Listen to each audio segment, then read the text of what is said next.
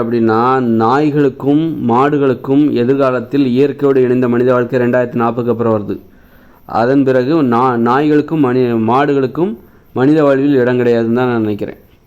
எருவ மாடு, பசு மாடு, அப்புறம் நாய்கள் இதெல்லாம் மனித வாழ்வில் இடம் பிடிக்காது அப்படிங்கிறது தான். எப்படி நாய் கூட இல்லாமல் மனுஷங்க வாழ்வாங்களா அப்படின்னு, நாய் எப்போ மனுஷங்களோட வாழ்ந்துருந்தா, இப்போ எப்போ மாமிசம் மனுஷங்க சாப்பிட்டாங்களோ அப்போ தான் நாய்கள் மனுஷங்களோட இணையுது. அது வரைக்கும் நாய்களோட தேவைங்கிறது மனுஷங்களுக்கு இல்லை. எப்போ மாமிசத்தை வேட்டையாடுவதற்கு இந்த நாய்கள் மிகவும் உதவியாக இருந்தது. முயலை வேட்டையாடுறது, எலியை வேட்டையாடுறது, இப்படி வேட்டையாடுவதற்கு நாய்கள் ரொம்ப உதவியாக இருந்தது. அப்போ அதனால தான் மாமிசம் சாப்பிடுகிற வழக்கம் மனுஷங்களுக்கு ஏற்பட்டதுனால தான் இந்த நாய்கள் மனுஷங்களுக்கு தேவைப்பட்டது. மாமிசமே சாப்பிடக்கூடாது அப்படிங்கிற நடைமுறை இனிமேல் வரப்போகுது. மனித உணவுகளை நீங்கள் கடைபிடிச்சே தீர வேண்டிய கட்டாயம் இருக்குது. மனித உணவுகளை கடைபிடிச்சா மட்டும்தான் நோய்கள்லேருந்து விடுபட முடியும். மாமிசம் என்பது மனித உணவு கிடையாது. மாமிசமே சாப்பிடக்கூடாது, முட்டை சாப்பிடக்கூடாது. உணவில் ஒரு விதிமுறை இருக்குது, இயற்கை விதிமுறை. அதை மீறவே கூடாது. இஷ்டத்துக்கு மீறலாம் கூடாது. மீறினா நோய் வரும். மீறினா என்ன ஆகும்? அதான் நோய் வரும். அதை பார்த்தாச்சு இல்லை, உலகம் முழுக்க பார்த்துட்டு தான் இருக்கிறோம். எல்லாருக்கும் வீட்டுக்கு வீடு நோய்களால் எப்படி அவஸ்தைப்படுறாங்க.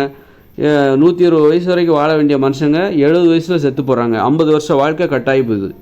ஒரு வாட்டி தான் பிறக்கிறோம். உனக்கு மாமிசம் முக்கியமா, உனக்கு 120 வருஷம் வரைக்கும் வாழணும் முக்கியமா? 120 வயசு வரைக்கும் வாழ்ந்து என்ன பண்ண போகிறோன்னு சொல்லி அறிவாளி மாதிரி கேள்வி கேட்காதீங்க. என்ன பண்ண போகிறோம், நீங்கள் வாழ்ந்து தான் அதை காட்டணும். என்ன பண்ணலாம், 120 வயசு வரைக்கும் வாழ்ந்து என்ன பண்ணலாம் அப்படின்னு நாம் நிரூபிக்கணும். என்ன பண்ணலான்னா செஞ்சால் வாழ்ந்தால் தான் தெரியும். நம்ம வாழாதனால தான் நமக்கு அப்படி அப்போ இங்கே நிறைய பேர் 70 வயசு வரைக்கும் வாழ்ந்து நம்ம என்ன பண்ணமோ அப்போ 80 வயசு வரைக்கும் வாழ்கிறாங்க. அவங்ககிட்ட போயிட்டு அப்போ 80 வயசு வரைக்கும் வாழ்கிறாங்க, 70 வயசு வரைக்கும் ஏன்பா 70 வயசுலேயே சாவர, 80 வயசு வரைக்கும் உயிரோடு இருக்கலாம்ல அப்படி கேட்கணும். 100 வயசு வரைக்கும் இருக்காங்க, 110 வயசு வரைக்கும் இருக்காங்க. அவங்க என்ன பண்ணாங்களோ அதுதான் நம்ம பண்ண போகிறோம். அதனால் 120 வயசு வரைக்கும் வாழக்கூடியவங்க இன்றைக்கி 70 வயசுலேயே செத்து போகிறாங்கன்னா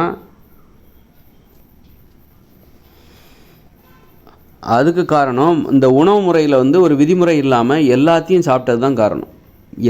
எல்லாத்தையும் சாப்பிட்டு அதில் சத்து இருக்குது. அந்த சத்து நம்ம உடம்புக்கு ஏற்றதா, நமக்கு பொருந்துமா அப்படின்னு பார்க்கணும்.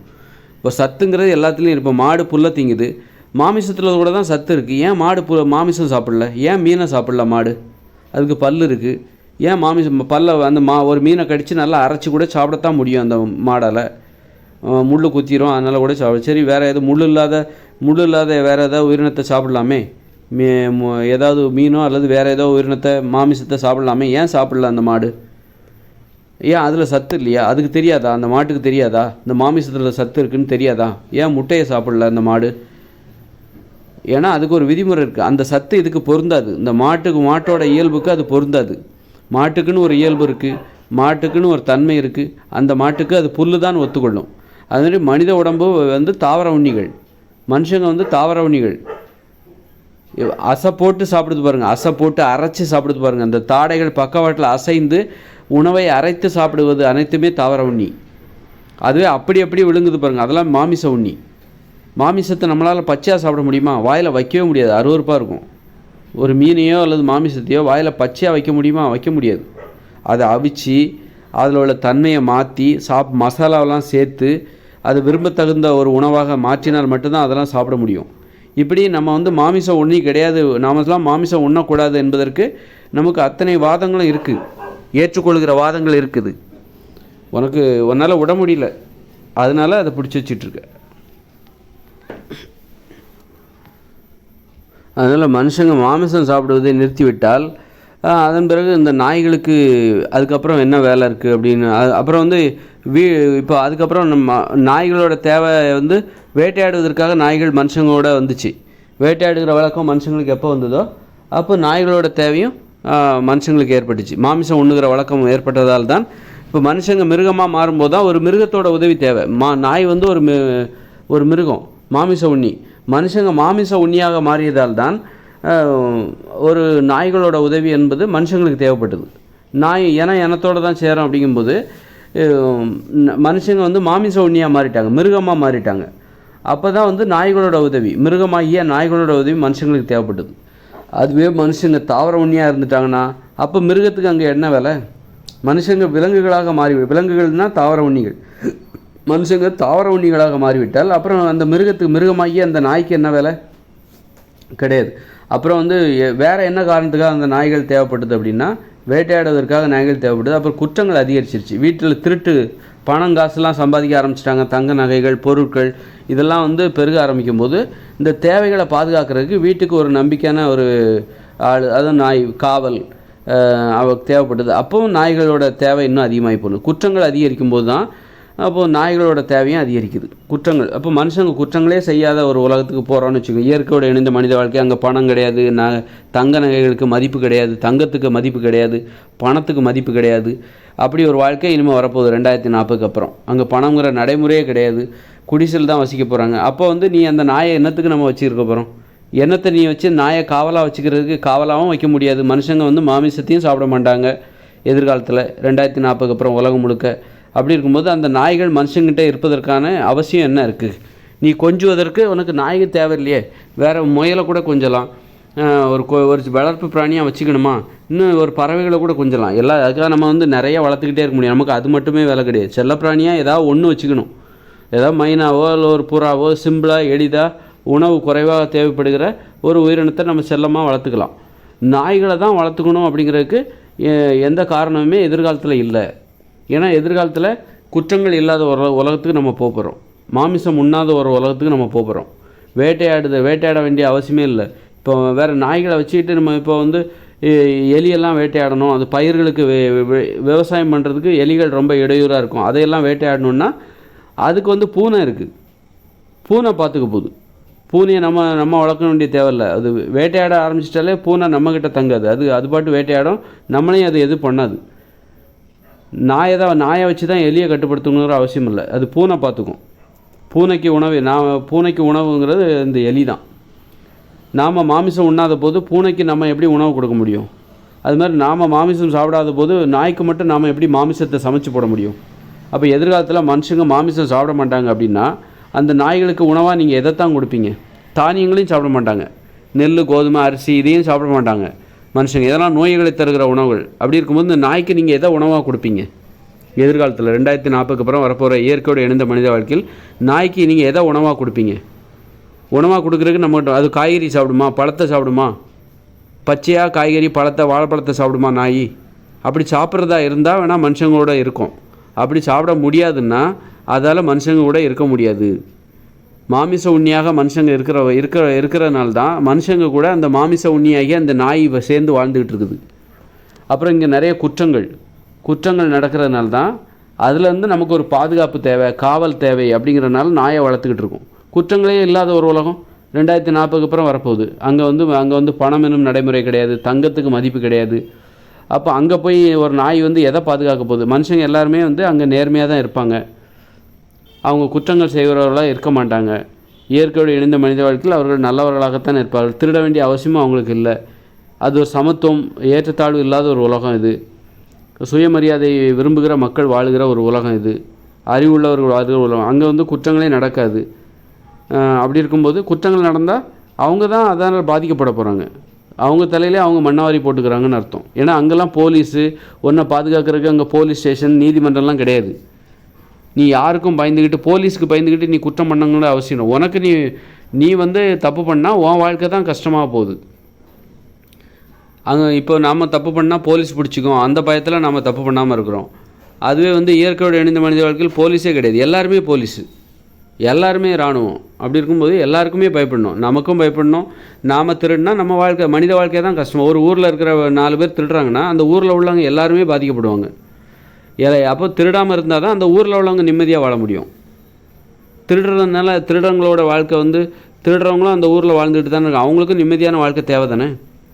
அதனால் வந்து குற்றங்களை அவங்க செய்ய மாட்டாங்க. அதனால் குற்றங்களிலிருந்து பாதுகாப்பதற்காக நாய்களை நாம் நம்ப வேண்டிய அவசியம் கிடையாது. நாய்களோட உதவி நமக்கு தேவையில்லை. அது மாதிரி மாமிசமும் சாப்பிட போகிறதில்ல. அதனால் வேட்டையாடுவதற்கு நாய்களோட உதவி நமக்கு தேவையில்லை. நாமளும் மாமிசம் சாப்பிட போகிறதில்ல. அப்படிங்கும்போது நாய்களுக்கு நம்ம மாமிசத்தை உணவாக கொடுக்க முடியாது. நம்ம தானியங்களையும் சாப்பிட போகிறதில்ல. அதனால் தானியங்களை சமைச்சு அந்த நாய்களுக்கு உணவாக கொடுக்க முடியாது. நம்மகிட்ட உப்பும் கிடைக்காது. இயற்கையோடு இணைந்த மனித வாழ்க்கை 2040 அப்புறம் நமக்கு உப்பும் கிடைக்காது. உப்பை யாரும் வந்து கடற்கரைந்து உற்பத்தி நம்மகிட்ட வந்து வியாபாரம் பண்ண போகிறதில்ல. அதை வாங்கிட்டு அவங்களுக்கு நம்ம பணமும் கொடுக்க முடியாது. பணம்ங்கிற நடைமுறையும் கிடையாது. உப்பு இல்லாத பண்டத்தை நாய் சாப்பிடுமா?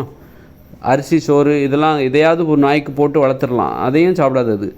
அதையும் நாமளும் சாப்பிட மாட்டோம், அதுக்கும் கொடுக்க முடியாத நிலைமை நமக்கு வந்து போச்சு. அதனால தான் அந்த நாய்களுக்கு உணவாக கொடுக்குறதுக்கு நம்மக்கிட்ட எதுவுமே இல்லை. அதனால் 2040 அப்புறம் மனித வாழ்விலிருந்து நாய்கள் இருக்காது அப்படின்னு நான் உறுதியாக சொல்கிறேன்.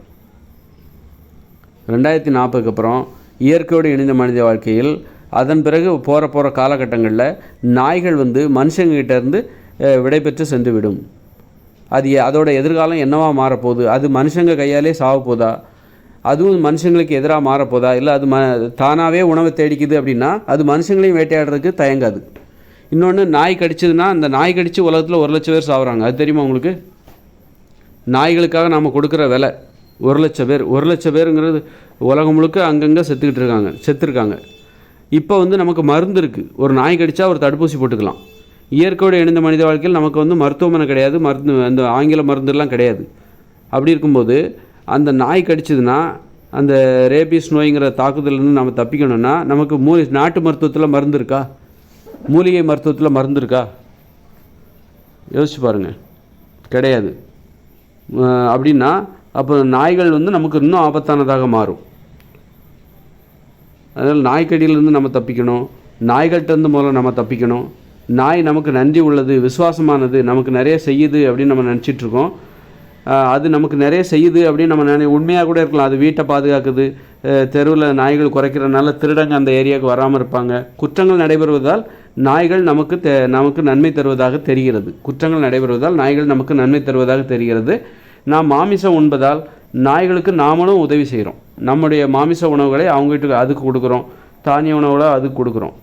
அப்போ நாம் மாமிசம் உண்ணாத ஒரு உலகத்துக்கு போகிறோம், மாமிசமும் தானியமும் உண்ணாத ஒரு உலகத்துக்கு போகிறோம், குற்றங்கள் இல்லாத ஒரு உலகத்துக்கு போகிறோம். அப்படின்னா அங்கே வந்து நமக்கு நாய்களுக்கு நாம் உணவு கொடுக்க முடியாது. அது மாதிரி குற்றங்கள் இல்லாத உலகத்தில் நாய்களோட தேவை நமக்கு இல்லை, நாய்களோட பாதுகாப்பு நமக்கு இல்லை. நாய்களுக்கு தினமும் உணவு கொடுத்துட்டும் இருக்க முடியாது. வீட்டுக்கு வீடு நாயை வளர்த்தாங்கன்னா அதுக்கு ஒரு ஆள் தேவையான உணவு அது சாப்பிடும். ஏன்னா இயற்கையோடு இணைஞ்ச மனுஷ வாழ்க்கையில் உணவு உற்பத்திங்கிறது, உணவு தேவைங்கிறது அது தினசரி பூர்த்தி பண்ணணும். அது வந்து கடையில் போய் வாங்க முடியாது. கடைங்கிறது அங்கே கிடையாது. ஏற்றுமதி இறக்குமதி கிடையாது. ஒரு ஊரில் 4800 பேர் இருப்பாங்கன்னா அந்த 4800 பேருக்கும் தினசரி உணவு அந்த ஊர்லேருந்து தான் உற்பத்தி செய்யப்பட வேண்டும். அந்த ஊரில் ஒவ்வொரு 300 கூட்டு குடும்பம் இருக்கும். ஒரு கூட்டு குடும்பத்துக்கு 32 ஏக்கர் விளைநிலம் சொந்தமாக இருக்கும். 8 வயசுக்கு மேலே உள்ள ஒவ்வொருத்தருக்கும் 2 ஏக்கர் கொடுக்கப்படும். ஒரு கூட்டு குடும்பத்தில் 16 பேர் இருப்பாங்க. 16 பேருக்கும் தலா 2 ஏக்கர் வீதம் 32 ஏக்கர். இப்படி 300 கூட்டு குடும்பத்துக்கும் தலா 32 ஏக்கர். இப்படி 4800 மக்களுக்கும் அந்த ஊரில் உள்ள விளைநிலத்தின் மூலம் தினசரி உணவு கிடைக்குமா? கிடைக்க வைக்கணும், அதை சாத்தியப்படுத்தணும். இப்படி உணவு தேவையை பூர்த்தி பண்ணுறது நமக்கு மிகப்பெரிய நெருக்கடியாகவும் ரொம்ப சவாலான ஒரு விஷயமாக மாறும்போது நாம் வந்து நாயை வளர்க்குறது, பெரிய மாட்டை வளர்க்குறது, பசுமாட்டை வளர்க்குறது, எருமை மாட்டை வளர்க்குறதுலாம் நமக்கு சாத்தியம் இல்லை. ஏன்னா அவைகளுக்கு அப்போ நாய்களுக்கெல்லாம் நம்ம தினசரி உணவு கொடுத்துட்டு இருக்க முடியாது. அவைகளுக்காகவும் நம்ம வந்து சரி நாம் சாப்பிட்லன்னா கூட பரவாயில்ல, நாம் மாமிசத்தை சாப்பிட்லன்னா கூட பரவாயில்ல, ஒரு கோழியை அடித்து குழம்பு வச்சு இந்த நாய்க்கு கொடுத்துடலாம், அல்லது வந்து ஒரு மீனை பிடிச்சி நாய்களுக்கு கொடுத்துடலாம் அப்படின்னா அதுவும் கூடாது. ஏன்னா வந்து ஒரு உயிரை கொல்லக்கூடாது. அதனால தான் மாமிசம் சாப்பிடக்கூடாது. மாமிசம் ஏன் சாப்பிடக்கூடாதுன்னா அது நமது உணவு கிடையாது. அப்புறம் ஒரு உயிரையும் கொல்லக்கூடாது. நமக்காகவும் சரி ஒரு நாய்க்காகவும் சரி நம்ம ஒரு உயிரை கொல்லக்கூடாது. உயிரை கொல்லுகிற மனசு நமக்கு வராது. மனுஷங்க மென்மையாக வாழ்ந்தால் ஒரு உயிரை நம்மளால் கொல்ல முடியாது. பாதுகாப்புக்காக கொல்கிற தைரியம் வந்துடும். பாதுகாப்புக்காக நம்ம ஒரு உயிரினத்தை கொல்லலாம். ஆனால் ஒரு உணவுக்காக நமக்கு ஒரு உயிரை கொல்லணுங்கிற அந்த தைரியங்கிறது வராது. அப்படி இருக்கும்போது நாய்களுக்காக நாம் சாப்பிட்லன்னா கூட பரவாயில்ல, நாய்களுக்காக ஒரு மாமிச உணவை அதுக்காக கொடுக்கலாமே அப்படின்னு நம்ம பண்ண முடியாது. மீனை பிடிச்சி கொடுக்கலாமே, அல்லது கோழியை கொன்று அந்த நாய்க்கு கொடுக்கலாமே, அப்படியும் வளர்க்க முடியாது. ஒரு உயிரை கொல்லுகிற தைரியம், உணவுக்காக உயிரை கொல்லுகிற தைரியம் நமக்கு வராது. நமக்காகவும் சரி ஒரு நாய்க்காகவும் சரி நமக்கு வராது. மனுஷங்க வந்து மென்மையானவர்களாக இருக்கணும். சும்மா வந்து ஆட்டை கொல்றது, மாட்டை கொல்றது, அது வீரமாக நினைக்கிறது அப்படிலாம் இருந்தால் மனித வாழ்வில் வன்முறைகள் தான் அதிகரிக்கும். மனுஷங்க மென்மையாக இருக்கணும். ஒரு உயிரை கொல்றது கூட பாவம் புண்ணியம் அப்படிலாம் பார்த்து ஒரு உயிரையும் கொல்லக்கூடாது. அந்தளவுக்கு மென்மையாக இருக்கணும். இரக்கம் உள்ளவர்களாகவும் கருணை உள்ளவர்களாகவும் இருக்க வேண்டும். அப்போ தான் மனித வாழ்க்கை அமைதியாக இருக்கும். ஒரு ஒரு ஈவிரக்கமே இல்லாமல் கருணையே இல்லாமல் ஒரு உயிரை கொல்லக்கூடாது. ஒரு ஆட்டையோ மாட்டையோ கொல்லக்கூடாது. பாதுகாப்புக்காக கொல்லலாம். நம்மளை வந்து ஒரு உயிரினம் தாக்க வருது அப்படின்னா நம்ம உயிரை பாதுகாத்துக்கிறதுக்காக நம்ம தற்காப்புக்காக பிற உயிரினங்களை நம்ம கொல்லலாம். தயவுதாட்சியமாக கண்டிப்பாக கொன்னே ஆகணும். அந்த அப்போ மனுஷங்களுக்குள்ள ஒரு மிருகமும் இருக்காங்க. தற்பாதுகாப்புக்காக பிற உயிரினங்களை கொல்லுகிற அளவுக்கு கோபமுடையவர்களாகவும் இருப்பாங்க. அதே நேரத்தில் உணவுக்காக ஒரு உயிரை கூட கொல்ல மாட்டாங்க, ஒரு மீனை கூட கொல்ல மாட்டாங்க. அந்த அளவுக்கு கருணை உள்ளவர்களாகவும் இருப்பாங்க. அதனால் இந்த கேவலம் இந்த நாய்களுக்காக போயிட்டு ஒரு உயிரினத்தை கொன்று அதுக்கு உணவாக கொடுக்க வேண்டிய கட்டாயத்தை மனுஷங்க ஏற்றுக்க மாட்டாங்க.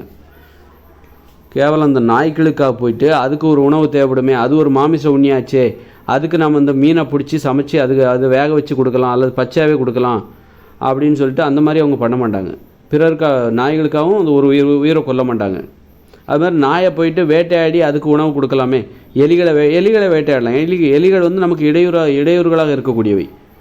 அதனால வந்து எலிகளை நம்ம வேட்டையாடலாம். அப்போ எலிகளை வேட்டையாடி சாப்பிடக்கூடாது, அதை கொன்று நாய்களுக்கு கொடுக்கலாமே. அப்போ டெய்லி நீங்கள் நாய்க்கு உணவு கொடுக்கணுன்னா டெய்லி எலி வேட்டைக்கு தான் நீங்கள் போகணும். நாய்களுக்கு உணவு கொடுக்கணுன்னா எலியை வேட்டையாடி நாய்களுக்கு கொடுத்துடலாமே. அப்போ அது வந்து ஓகே தானே அப்படின்னா அப்போ அது பின்னாடி டெய்லி வேட்டையாட போகணும். வேட்டையாட போய் எலியை பிடிச்சி ஒரு நாய்க்கு கொடுக்கணும். அது பச்சையாக கடித்து தின்னுட்டு கிடக்கும். இல்லை அதை வேக வச்சு கொடுப்பீங்களா நாய்க்காக? அப்போ உங்களுக்கு வேலையே என்ன? நாயை வளர்க்குறது, நாய்க்கு வேட்டைக்கு போகிறது. அப்போ இதுக்காக தான் நீங்கள் பிறந்தீங்களா? நாய்க்கு தேவையான உணவை பிடிச்சி கொடுக்குறதுக்காக தான் நீங்கள் பிறந்தீங்களா? நம்ம வாழ்க்கைன்னு ஒன்று இருக்குல்ல, மனித வாழ்க்கைன்னு ஒன்று இருக்குல்ல, அதை நம்ம வாழ வேண்டாமா? ஆக எதிர்காலத்தில் நாய்களுக்கு மனித வாழ்வில் இடம் கிடையாது என்று நான் உறுதியாக சொல்லுவேன். அப்போ என்ன ஆக போகுது? நாய்களை தன்னிச்சையாக விட்டுறலாமா? நீ ஒன்றை பார்த்துக்கப்பா, இனிமேல் எங்களால் உனக்கு உணவு கொடுக்க முடியாது அப்படின்னு சொல்லிட்டு நாய்களை சும்மா விட்டுறலாமா? சும்மா விட்டால் அது பாதுகாப்பானதா? நாய்கள் என்ன பண்ணும்? அது தன்னிச்சையாக வேட்டையாட ஆரம்பிச்சிச்சுன்னா மனுஷங்களை எங்கேயாவது ஒரு குழந்தை தனியாக போச்சுன்னா அது மனுஷங்களை கூட வேட்டையாடும். அது வந்து பெரிய ஆட்கள் போச்சுன்னா பயந்துட்டு ஒதுங்கிடும். அதுவே வந்து இப்போ ஊருக்கு வெளியில் நாய்கள்லாம் சுற்றி திரியும், புறக்கணிக்கப்பட்ட நாய்கள். அது வந்து அங்கங்கே என்ன உணவு தான் அது சாப்பிடுதுன்னு சொல்ல முடியாது. அப்போ நம்ம போனால் கூட அது ஒதுங்கிடும். அதே நேரத்தில் ஒரு குழந்தைங்க போனால் அது வேட்டையாடுகிற ஒரு பொருளாக அதை பார்க்க ஆரம்பிச்சிடும். அதனால் நாய்களை நம்ப முடியாது. நாய்களை தன்னிச்சையாக ஒரு சிங்கம் புலி மாதிரி தான் நாய்கள் நம்மோடு இருக்கிற வரைக்கும் தான், நம்ம கட்டுப்பாட்டில் இருக்கிற வரைக்கும் தான், நம்ம வீட்டு உலங்காக இருக்கிற வரைக்கும் தான் அது நமக்கு பாதுகாப்பு. நாய்களை தன்னிச்சையாக விட்டுட்டோன்னு வைங்களேன், அது நமக்கு ஆபத்தானதாக மாறிடும். ஒரு பூனையை கூட விட்டுடலாம். ஒரு பூனையை கூட நீங்கள் வீட்டு விலங்காக வளர்க்காமல் காட்டு பூனையாக வளர்க்க அனுமதித்து விடலாம். அது போய் இருக்கிற எலியெல்லாம் பிடிச்சி சாப்பிட்றோம். ஆனால் அது நம்மளை ஒன்றும் பண்ணாது. பூனை வந்து நம்மளை பார்த்து பயந்து தான் ஓடுமே தவிர நமக்கு எந்த இடையூறும் ஏற்படுத்தாது. பூனையால் நமக்கு பாதுகாப்பு. ஆனால் பூனையை நம்பலாம் பாதுகாப்பு காரணங்களே. ஆனால் நாயை நம்ப முடியாது. நாயை நம்ம கட்டுப்பாட்டில் வச்சுருக்கோன்னா, நாயை நம்ம கட்டுப்பாட்டில் வச்சுக்கலன்னா, அதை வீட்டில் கட்டி போட்டு அது சாப்பாடு போட்டு நம்ம கட்டுப்பாட்டுக்குள்ளே வச்சுக்கலன்னா அது வந்து நம்மளை கடிக்க ஆரம்பிச்சிடும். அது கடிக்க ஆரம்பிச்சிடும். அப்போ எதிர்காலத்தில் நாய்க்கு நாம் உணவு கொடுக்க முடியாது. நாயோட தேவையும் நமக்கு இல்லை. குற்றங்கள் நடைபெறாத உலகத்துக்கு நம்ம போகிறோம்.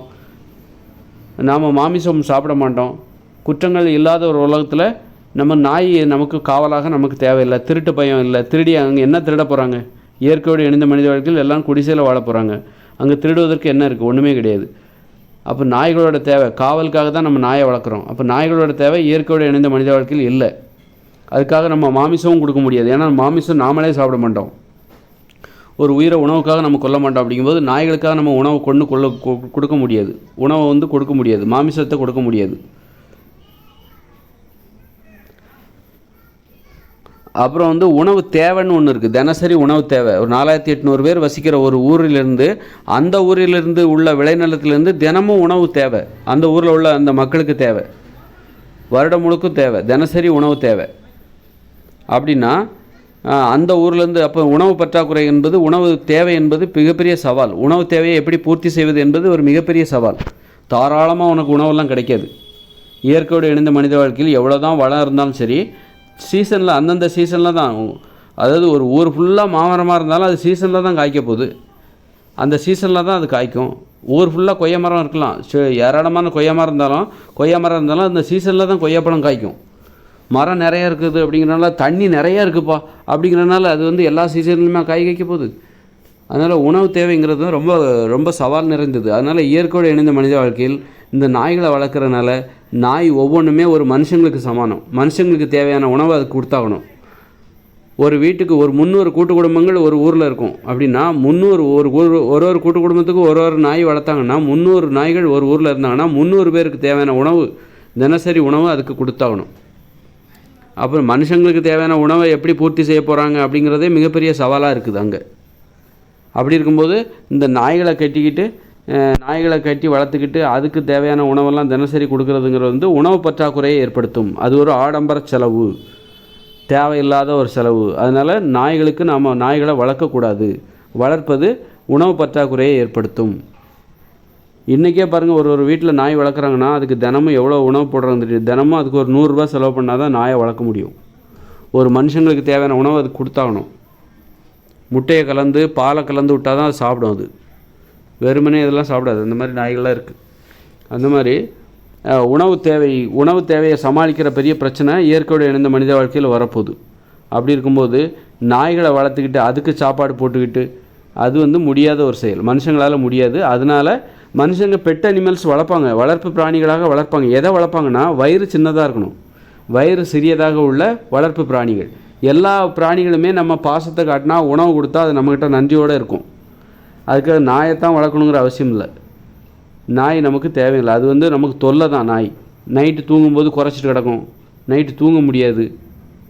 அதுவும் நம்ம இன்னைய உலகத்துலையாவது நம்ம இந்த சோறெல்லாம் சாப்பிட்டு ஒரு மயக்கத்தில் தூங்கிடுவோம். நாய் வந்து குறைச்சதுனால நமக்கு பெரிய தொந்தரவாக தெரியாது. சோத்தெல்லாம் சாப்பிட்ற மனுஷங்க, சோறு பிரியாணி தோசை இட்லின்னு சாப்பிட்றவங்க நல்ல மயக்கத்தில் இருப்பாங்க.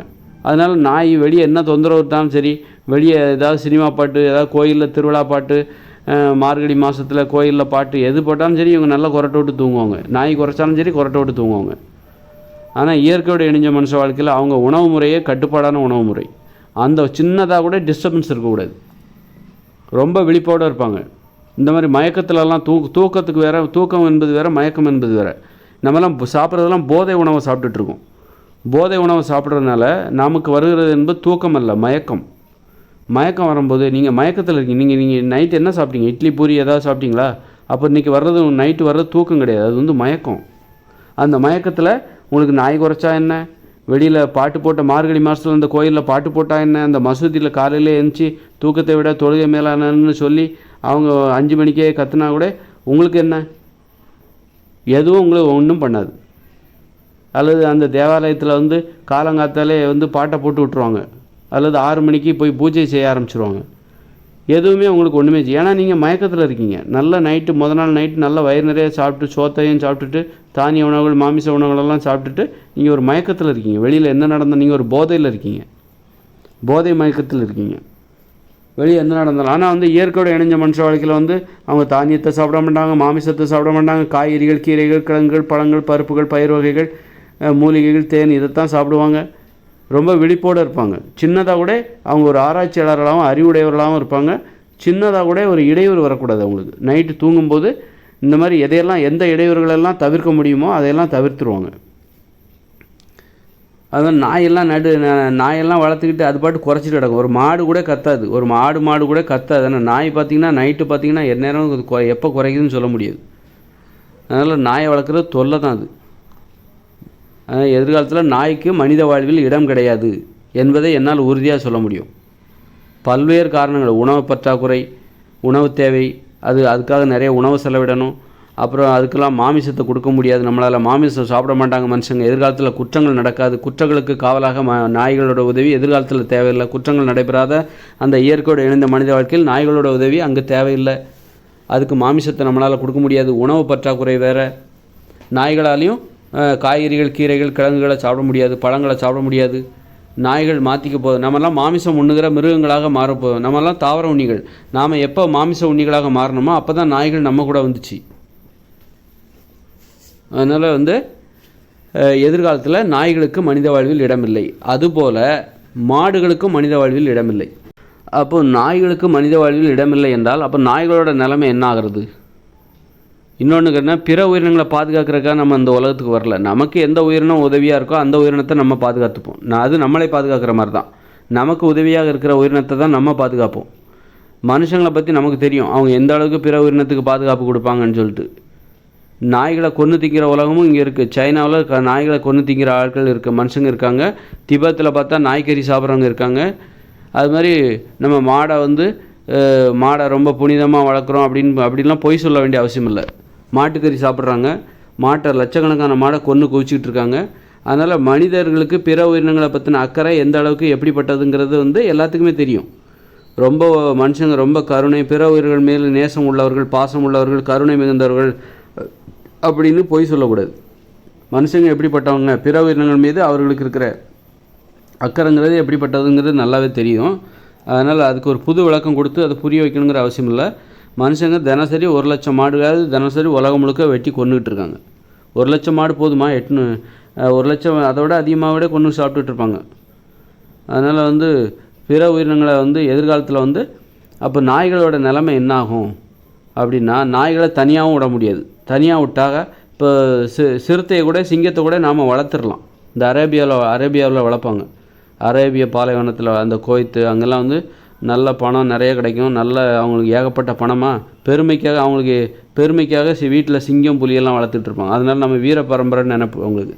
இந்த நம்ம ஊரில் ஜாதி பெருமை பேசுவாங்கள்ல, நாங்கள் ஆண்ட பரம்பரை அப்படின்னு சொல்லுவாங்களா, அது மாதிரி அங்கே உள்ளவங்களுக்கு நம்ம ரொம்ப வீர பரம்பரை, நம்மலாம் சிங்கத்தோடு வளர்க்கக்கூடியவங்க அப்படின்னு சொல்லிட்டு அவங்களுக்கு அப்படி ஒரு நினைப்பு. நிறைய பணம் அவங்களுக்கு பெட்ரோல்லேருந்து கிடைக்கிறதுனால இந்த அரேபிய பாலைவனத்தில் வசிக்கிற அவங்களுக்கு அது கோயத்துலையாக இருக்கலாம், எங்கேயா இருக்கலாம், துபாயில் கூட இருக்கலாம். சிங்கத்தெல்லாம் வீட்டு உயிரினங்களாக நம்ம டிவியில் இந்த மொபைல் சமூக வலைதள ஊடகங்களில் வீடியோக்குள்ளே பார்க்குறோம்ல, சிங்கத்தெல்லாம் வளர்க்குறாங்க.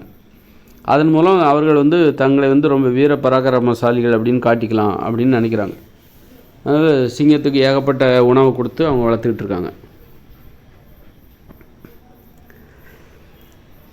அதனால் நாம் எந்த உயிரினத்தையும் வளர்க்க முடியும், எந்த உயிரினத்தையும் நம்மளால் வளர்க்க முடியும். இந்த சிங்கத்தையும் வளர்க்க முடியும், சிறுத்தையும் வளர்க்கலாம். எது கொடுத்தாலும் நமக்கு அது விசுவாசமாக இருக்கும். அதே நேரத்தில் நீங்கள் சிங்கத்தை வளர்க்கலைன்னா அது நமக்கு எதிரியாக மாறிடும். வளர்க்குற வரைக்கும் தான் அது உங்களுக்கு நண்பர்கள். சிங்கத்தை நீங்கள் வளர்க்குறீங்க வீட்டில் அப்படின்னா அது உங்களுக்கு நண்பராக மாறிடும். நீங்கள் வளர்க்கலைன்னா உடனே நீங்கள் ஒரு நாள் சாப்பாடு போடலனாலே 2 நாள் சாப்பாடு போடாமல் இருங்க, அதுக்கு வெறி பிடிச்சி போய் உங்களை கடித்து சாப்பிட்றோம். அது சிங்கமாக மாறிடும். அது புலியாக புலிக்கு. அதனால் நீங்கள் உணவு கொடுக்குற வரைக்கும் தான் அது உங்களுக்கு விசுவாசமாக இருக்குமே தவிர, அதை நீங்கள் விட்டுரு, இனிமேல் நான் உங்களுக்கு உணவு கொடுக்க மாட்டேன், நீ போய் காட்டில் வாழ்ந்துக்கோ அப்படின்னா அது மனுஷங்களே சாப்பிட ஆரம்பிச்சிடும். அது மாதிரி தான் நாய்களும் நீங்கள் சாப்பாடு கொடுக்குற வரைக்கும் தான் அது நன்றி உள்ள நாய், அது உங்களுக்கு விசுவாசமாக இருக்கும். அதே சாப்பாடு கொடுக்காம இனிமேல் உனக்கு என்னால் சாப்பாடு கொடுக்க முடியாது, நாங்கள் மாமிச உண்ணிகள் கிடையாது, நாங்கள் தானியங்களையும் சாப்பிட போகிறதில்ல, உனக்கு தேவையான உணவுகளை எங்களால் கொடுக்க முடியாது, எங்களுக்கே உணவு பற்றாக்குறையாக இருக்குது, அதனால் நாய்களாகிய உங்களுக்கு இனிமேல் எங்களால் உணவு கொடுக்க முடியாது, இங்கே இனிமேல் குற்றங்கள் நடக்காது, அதனால் குற்றங்களுக்கு காவலாகவும் நீங்கள் எங்களுக்கு தேவையில்லை அப்படின்னு நாய்களே நீங்கள் உங்கள் வாழ்க்கையை நீங்களே பார்த்துக்கோங்கன்னு விட்டுட்டிங்கன்னா, நாய்கள் நம்மளை விட்டு அப்புறம் அது நமக்கு இடையூறு தராமல் அது பாட்டுக்கு அது வாழ்ந்துக்குமா? காட்டு பூனை போல் வாழ்ந்துக்குமா? காட்டு பூனை எப்படி நம்மளுக்கு இப்போ வீட்டில் வளர்க்குற பூனையை காட்டு பூனையாக மாறிடுச்சுன்னா அது நம்மளுக்கு ஒன்றும் தொந்தரவு கொடுக்காது. வீட்டு பூனை காட்டு பூனையாக மாறிச்சுன்னா ஒன்றும் தொந்தரவு கொடுக்காது. காட்டுகளில் வாழ்கிற பூனை இருக்குது, அது நமக்கு ஆபத்தானது. அதுவே வீட்டு பூனை காட்டு பூனையாக மாறிச்சுன்னா அது கூட நமக்கு தொந்தரவு கொடுக்காது. ஆனால் நாய்களை அப்போ பூனையை கூட நம்பலாம், ஆனால் நாயை நம்பி நீங்கள் தனியாக விடக்கூடாது. நாய்களை நீங்கள் மனுஷங்க கட்டுப்பாட்டிலே இருந்தால் தான் அது மனுஷங்களுக்கு நன்மை தரும். அதுவே உங்களுக்கு எதிரியாக அது நீங்கள் தனியாக விட்டுட்டிங்கன்னா உங்களுக்கு எதிராக மாறிடும். நம்மளே அது உணவாக தான் பார்க்கும். பெரிய ஆட்களை பார்த்தா அது பயந்து ஒதுங்கிடும், அதுவே சின்ன குழந்தைங்களை பார்த்தா கடித்து சாப்பிட்ரும் நாய்கள் கூட்டமாக. அதனால் நாய்களை நம்பவே கூடாது. அப்போ எதிர்காலத்தில் சிங்கம் புலி சிறுத்தைகள்லாம் இந்த உலகத்தில் இருக்க போகிறதில்ல. இயற்கையோடு இணைந்த மனித வாழ்க்கையில் நம்ம வாழ போகிறோம் 2040 அப்புறம். அப்போ சிங்கம் புலி சிறுத்தைகள் யானைகள் மனுஷங்களுக்கு இடையூறாகவும் அச்சுறுத்தலாகவும் இருக்கிற உயிரினங்களை மனுஷங்க கொன்னுடுவாங்க, உயிரோடு விட மாட்டாங்க. ஏற்கனவே கோடிக்கணக்கான மிருகங்கள் கொண்டுட்டாங்க மனுஷங்க. எப்போ உலகங்களை கண்டுபிடிச்சாங்களோ அப்போவே இருந்து ஆயுதங்களை செஞ்சு மனுஷங்களுக்கு இடையூறாக இருந்த சிங்கம் புலி சிறுத்தைகள் கரடி ஓநாய்கள் கழுதை புலிகள் அதெல்லாம் லட்சக்கணக்கில் கோடிக்கணக்கில் கொன்று குவிச்சிட்டாங்க. இவ்வளோ காலம் வேட்டையாடுவதே மிகப்பெரிய இதுவாக வச்சுருந்தாங்க. இப்போ இருக்கிறது கொஞ்சம் தான் இருக்குது. மிச்ச மீதியையும் கொண்டுடுவாங்க. மிச்ச மீதியும் இப்போ 2040 இயந்திர அறிவியல் உலகம் செயலிழக்கும் போது இயற்கையோடு இணைந்த மனித வாழ்க்கையை நோக்கி மக்கள் ஓடும்போது மிச்சம் இருக்கிற இந்த சிங்கம் புலி சிறுத்தையெல்லாம் போட்டு தள்ளிடுவாங்க. எதுவும் உயிரோடு இருக்காது. அந்த வகையில் அடுத்து அப்போ வந்து கொஞ்சம் அந்த மாமிசத்தை உண்ணுகிற வழக்கம் கொஞ்சம் இருக்கும். அதன் பிறகு விட்டுருவாங்க. போக தான் 2040 டக்குன்னு அவங்க வந்து மாமிசத்தை உண்பதை நிறுத்தி விட மாட்டாங்க. அப்படி கிடையாது. போக 2040க்கு அப்புறம் இனிமேல் பிறக்கிற குழந்தைகள் வந்து அதாவது மாமிசம் உண்ண மாட்டாங்க. 2024க்கு அப்புறம் பிறக்கிற குழந்தைகள், அப்புறம் 2050 2060 போக என்ன ஆகும் அப்படின்னா மாமிசத்தை உண்றதை நிறுத்திடுவாங்க. அப்போது எப்போல்லாம் மாமிசத்தை உண்ணுகிற வழக்கம் எவ்வளோ காலத்துக்கு இருக்குதோ அவ்வளோ காலத்துக்கு இந்த பிற உயிரினங்களை வந்து போட்டு தள்ளிடுவாங்க. ஒன்றையும் உயிரோட விட மாட்டாங்க. சிங்கம், புலி, சிறுத்தைகள், நாய்களும் ஒரு காலகட்டத்தில் நாய்களையும் விட்டு வைக்க மாட்டாங்க. நாய்கள் எப்படி எப்போ மனுஷங்களுக்கு எதிராக மாறுதோ அப்போவே நாய்களை போட்டு தள்ளிடுவாங்க. நாய்கள் கூட இந்த உலகத்தில் இல்லாமல் போகிறதுக்கு வாய்ப்புகள் இருக்குது. அப்படிப்பட்ட உலகம் வரப்போதா? ஒருவேளை நாய்களால் எந்த தொல்லையும் இல்லையா, சில வகை நாய்களால் எந்த தொல்லையுமே கிடையாது அப்படின்னா அந்த நாய்கள் உயிரோடு வாழும். சில வகை நாய்களால் எந்த தொல்லையும் மனுஷங்களுக்கு கிடையாது அப்படின்னா அந்த நாய்களை விட்டு வைப்பாங்க. சப்போஸ் அதுவே வெறி பிடிச்சி கடிக்குது அப்படின்னா அப்போ வந்து அதை நாய்களால் மனுஷங்களுக்கு தொல்லை குறைக்குது. நாய்களை தனியாகவும் விட முடியாது. ஏன்னா அது பாட்டு குட்டி போட்டுக்கிட்டே இருக்கும். வருஷத்துக்கு 2 தடவை 4-8 குட்டி போட்டுக்கிட்டே இருக்கும். பெருகி போச்சுன்னா இரவு நேரத்தில் தூங்கவே முடியாது. இது ஒரு காரணம் போதாதா? நாய்களை ஒழிச்சு கட்டுறதுக்கு மனுஷங்க ஒழிச்சு கட்ட போகிறாங்க அப்படிங்கிறதுக்கு இது ஒரு காரணம் போதாதா? நீங்கள் நாய்களை தன்னிச்சையாக உங்கள் வாழ்க்கை நீங்களே பார்த்துக்கோங்க அப்படின்னு சொல்லி நாய்களை விட்டுட்டோம்பா. அது என்ன பண்ணும் அப்படின்னா உடலுறவு வச்சுக்கிட்டே இருக்கும். வருஷத்துக்கு 6 மாதத்துக்கு ஒரு வாட்டி குட்டி போட்டுக்கிட்டே இருக்கும். ஒவ்வொரு வாட்டி 4 குட்டி 5 குட்டி போட்டுக்கிட்டே இருக்கும். பெருகி போயிடும். ஒரே நாய்களாக இருக்கும். நாய்களாக ஆகிவிடும். அப்புறம் அது உணவுக்காக நம்மளே வேட்டையாடும். அப்புறம் நைட்டெல்லாம் பார்த்தா ஒரே குறைக்கும், ஊழ விட்டு கிடக்கும். நைட்டு நிம்மதியாக தூங்கவே முடியாது மனுஷங்களால். அப்போது ஒரு ஆடு மாடு கூட அதிகமானால் கூட நைட்டு அமைதியாக தூங்கிட்டு இருக்கும். ஆடு மாடு கூட அமைதியாக நைட்டு தூங்கும். ஆனால் அந்த நாய்கள் இருக்குது பாருங்கள், உங்களை தூங்கவே விடாது. அப்போ நாய்களுக்கு தவளை தன்வாயால் கெடுங்கிற பாருங்க, நாயும் அப்படி தான் தன்வாயால் கிடப்போகுது. நாய்களையும் எதிர்காலத்தில் மனுஷங்க ஒன்று விடாமல் தீர்த்து கட்ட போகிறாங்க. அதுக்கு அற்புதமான நிறைய காரணங்களை நான் சொல்லிட்டேன். மனுஷங்க மாமிசத்தை விட போகிறாங்க. எதிர்காலத்தில் குற்றங்கள் நடக்காது. குற்றங்கள்லேருந்து காத்துக்குள்ள நாய்களோட உதவி, நாய்களோட காவல் மனுஷங்களுக்கு தேவையில்லை. உணவு தேவை என்பது உணவு பற்றாக்குறை. அதிலேருந்து தப்பிக்கிறதுக்காக தேவையில்லாத இப்போ எப்படி ஒரு கம்பெனிலேருந்து வேலையிலேருந்து ஆளை நீக்கிறாங்கல்ல, கூகுள் நிறுவனத்திலேருந்து நிறைய பேர் ஆளை எடுக்கிறாங்க, சிக்கன நடவடிக்கை அப்படின்னு சொல்லி வேலையிலேருந்து நீக்கிறாங்க. நிறைய கம்பெனியில் ஆட்குறைப்பு செய்கிறாங்க. அதே மாதிரி மனுஷங்க என்ன பண்ணுவாங்க, உணவு பற்றாக்குறை ஏற்படும், உணவு தேவை அதிகமாகுது இந்த நாய்களுக்காக. அவைகளுக்கு தேவையான மாமிசத்தை நம்மளால் கொடுக்க முடியாது, அவைகளுக்கு உணவு நம்மளால் கொடுக்க முடியாது, சிறப்பு கவனம் செலுத்த முடியாது, நேரம் வேஸ்ட்டாக போகுது அப்படின்னு சொல்லி பிறருக்கு இடையூறாக இருக்குது, நைட்டு கடந்து குலைச்சிட்டு கிடக்குது அப்படின்னு சொல்லிட்டு அதை இப்படி பல்வேறு காரணங்களை வச்சுக்கிட்டு நாய்களை வந்து இது தேவையில்லாத ஒன்று, ஆடம்பரம் ஒன்று, இடையில வந்தது இடையிலே போயிடும். எப்போ மாமிசத்தை உண்ண ஆரம்பித்தாங்களோ அப்போ தான் இந்த இடையில வந்துச்சு இந்த நாய்கள், மனுஷங்களோட ஒட்டிச்சு. மனுஷங்க வந்து மிருகமாக மாறும்போது தான் மிருகமாகிய அந்த நாய்கள் நம்மக்கிட்ட வந்துச்சு. எப்போ மனுஷங்களாக மாறுறாங்களோ அப்போ இந்த நாய்கள் இனத்தோடு தான் சேரும். அப்போ எப்போ மனுஷங்களாக மாறுறாங்களோ அவங்க மனுஷங்களோட தாவரம் ஒண்ணி, அப்போ மனுஷங்களாக மாறுறாங்களோ அப்போ மிருகமாகிய நாய்களுக்கு மனுஷங்கக்கிட்ட இடம் கிடையாது. அதனால் நாய்கள் வந்து எதிர்காலத்தில் அது உயிரோடு விட்டாலும் நமக்கு ஆபத்து. அது நம்மளே கடிக்கும் அல்லது ரொம்ப தொல்லை கொடுக்கும். அது பாட்டு குட்டியை போட்டுக்கிட்டே இருக்கும். குட்டியை போட்டுக்கிட்டே இருந்தால் அப்புறம் நைட்டு நிம்மதியாக தூங்க முடியாது, அது குலைச்சிக்கிட்டே கிடக்கும். அப்போ இந்த இடையூறுகள்லேருந்து நாம் தப்பிக்கணும்னா நாய்களை போட்டு தள்ளுறத தவிர வேறு வழி இல்லைன்னு மக்கள் முடிவு பண்ணிடுவாங்க. எதிர்காலத்தில் நாய்களுக்கு மனித வாழ்வில் இடம் கிடையாது என்பதற்கு இது ரொம்ப அற்புதமான ஒரு தீர்வாக மனுஷங்க எடுக்க போகிறாங்க ஒரு நடவடிக்கை என்பது நான் கூறுகிற கருத்துக்களிலிருந்தே உங்களுக்கு தெரிஞ்சிருக்கும். யாரும் மறுப்பதற்கு இல்லை.